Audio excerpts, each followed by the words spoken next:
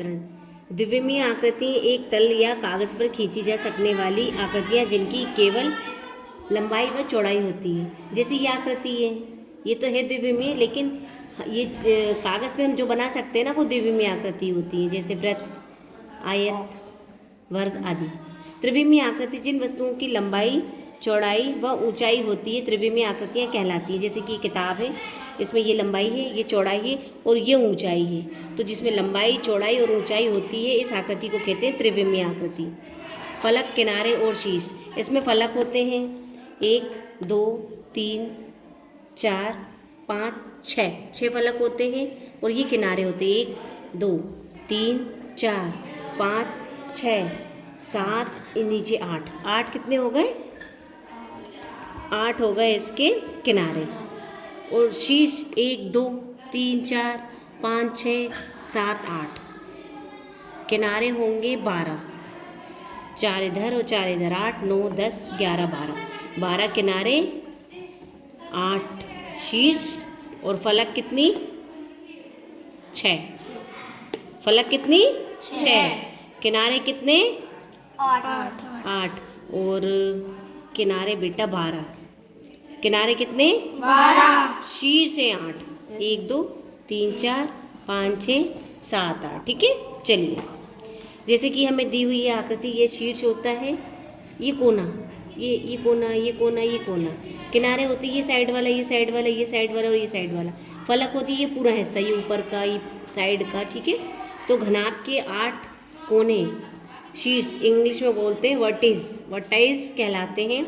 घनाभ के ढांचे को बनाने वाले 12 रेखाखंड इसके किनारे, ये जो रेखाखंड है ना जिससे ये बन रहा है, ये किनारे जो होते हैं इससे होते हैं 12 किनारे, या कोर बोलते हैं इनको। घनाभ के वर्गाकार आयताकार पृष्ठ जिसकी संख्या 6 होती है, और पृष्ठ इनकी कितनी होती हैं? 6, जिसे हम बोलते हैं फलक।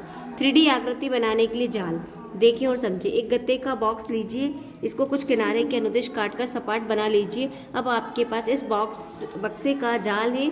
जाल 2D में इस प्रकार का ऐसा ढांचा या रूपरेखा होता है आकृति 1, जिसको मोड़ने पर 3D आकृति 2 प्राप्त हो जाती है।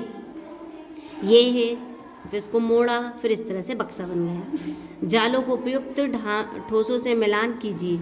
ये जो है इससे क्या बनेगा? घनाभ बनेगा, घन बनेगा। ये जो है इससे क्या बनेगा? तो इससे ये बेलन इस तरह से बनेगा। और ये क्या है?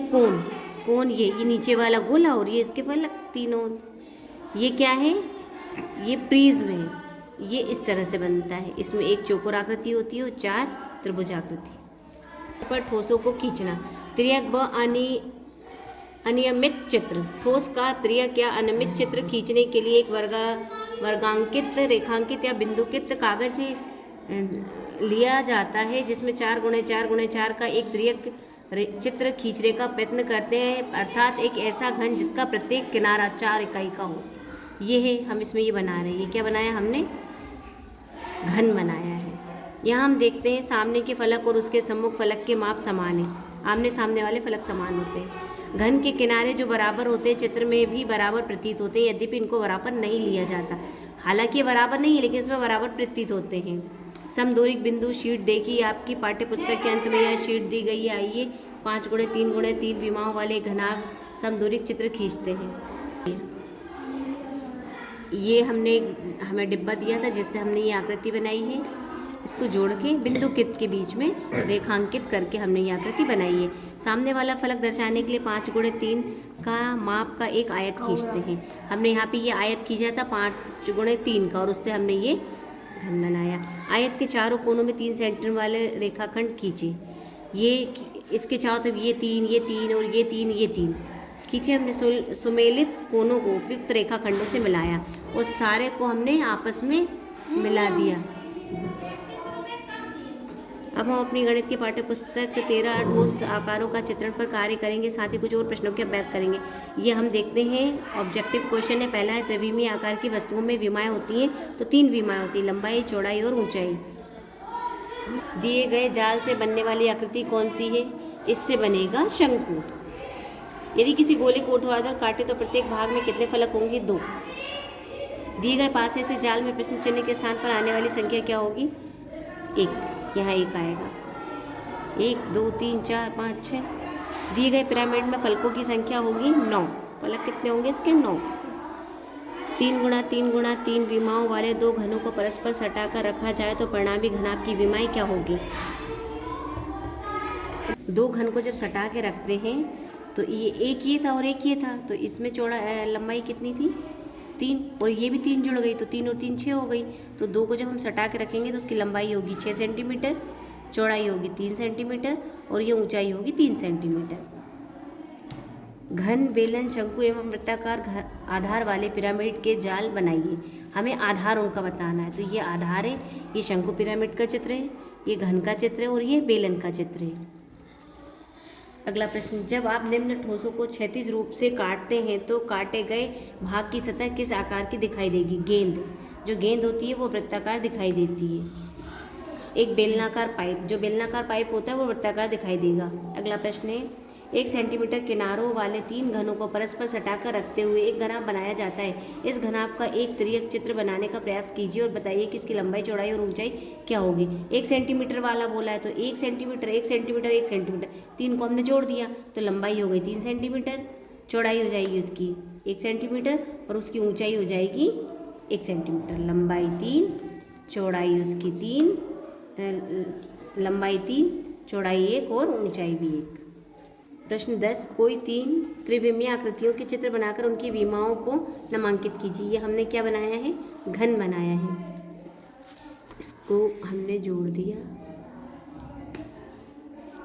ये इसकी लंबाई होती है, ये ऊंचाई होती है और ये चौड़ाई होती है। ये इसकी विमा है। ये कौन सी आकृति है?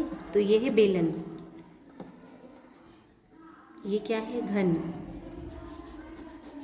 बेलन, घन, और ये क्या है? शंकु। इसकी ये आधार है और ये ऊंचाई है। इसमें एक विमा है ऊंचाई, इसमें ये लंबाई है, ये ऊंचाई है और ये उसकी त्रिज्या है।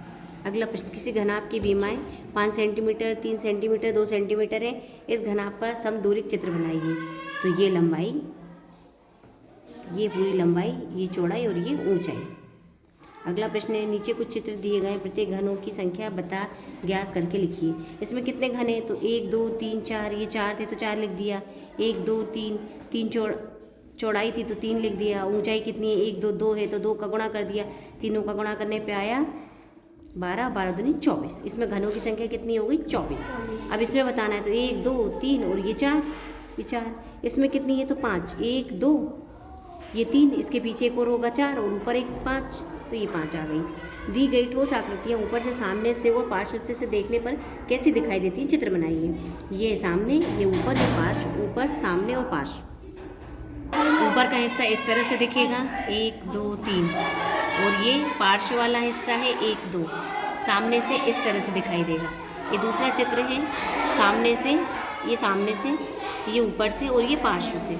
दिए गए पिरामिड के ऊपरी हिस्से को काट दिया जाए तो बताइए कि इसके कितने शीर्ष, फलक और किनारे होंगे। तो फलक होंगे इसमें 5, शीर्ष होंगे 6 और किनारे होंगे 9। किनारे इसको बोलते हैं, ठीक है। और फलक ये वाला हिस्सा, ये पूरा चौड़ा चौड़ा वाला, और शीर्ष ये कोना वाला, किनारा ये रेखा ये वाली। अगला प्रश्न, किसी वस्तु को टॉर्च के सामने रखे दीवार पर हमें आइसक्रीम का कोन होता है, बर्थडे की टोपी होती है और माचिस की डिबिया, कप, तो हमने ये आकृति बता दी, ये त्रिभुजाकार आकृति।